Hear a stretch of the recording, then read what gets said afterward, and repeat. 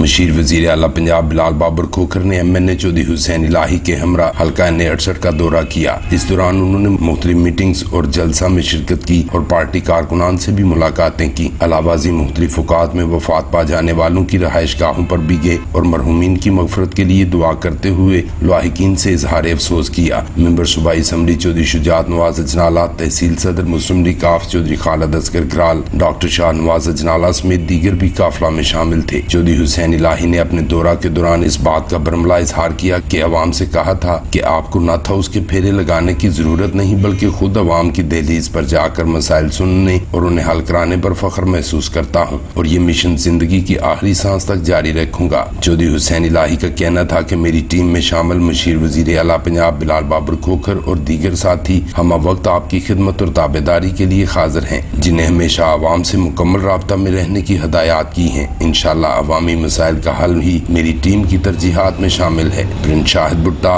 BB1 news, Jalalpur जट्टा।